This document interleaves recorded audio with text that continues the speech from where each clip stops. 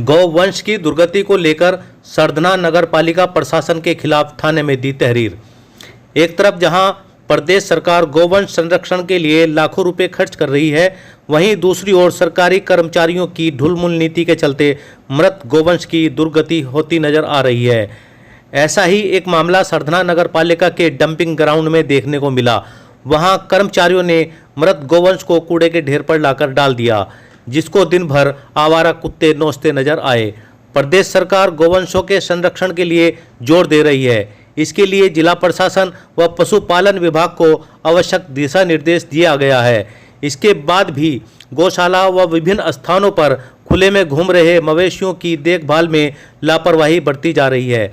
सरधना क्षेत्र में लगातार आवारा व पालतू गौवंश की मौत हो रही है। जिम्मेदार अधिकारियों की लापरवाही का आलम यह है कि गौवंशों को कुत्ते नोच नोच कर खा रहे हैं।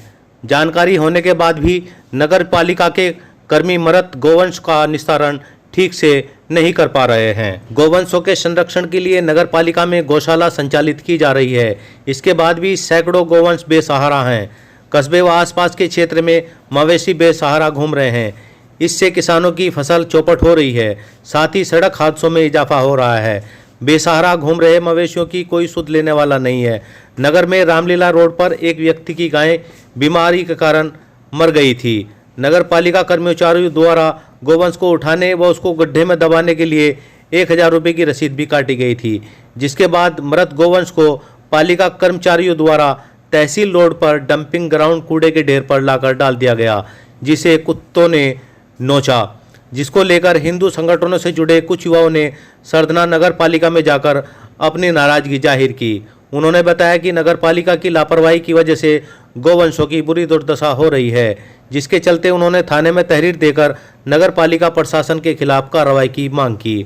सूचना मिलने पर सरधना व्यापार मंडल अध्यक्ष पंकज जैन भी मौके पर पहुंचे और उन्होंने कूड़े के ढेर पर पड़े मृत गौवंश को देखकर नाराजगी जाहिर की। पंकज जैन ने मौके से ही उप जिलाधिकारी से फोन पर बात की और उन्होंने इस संबंध में अवगत कराया।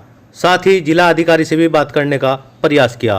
पंकज जैन ने कहा कि इस तरह की लापरवाही को किसी भी सूरत में बर्दाश्त नहीं किया जाएगा। लापरवाह अधिकारियों के खिलाफ कार्रवाई के लिए अगर उन्हें सड़क पर उतरना पड़ा तो वे पीछे नहीं हटेंगे। इस अवसर पर विवेक गोयल, अर्जुन सिंह, सनी, निशांत, अन्य कार्यकर्ता मौजूद रहे। सही खबर से साजिद कुरैशी। मैं अर्जुन सिंह, मेरी गाय कहाँ का रहने वाले? मैं सरधना का रहने वाला हूँ और मेरी गाय जो है किसी बीमारी के कारणवश वो गुजर चुकी। मैंने नगर पालिका का 1000 रुपये की रसीद कटवाई। कटवाने के बाद उन्होंने मेरी गाय ले जाके खत्ते पे गिर दी। मैंने रसीद जो कटवाई थी वो गाय दबवाने के लिए करवाई थी, लेकिन उन्होंने गाय वहाँ खत्ते पे गिर दी।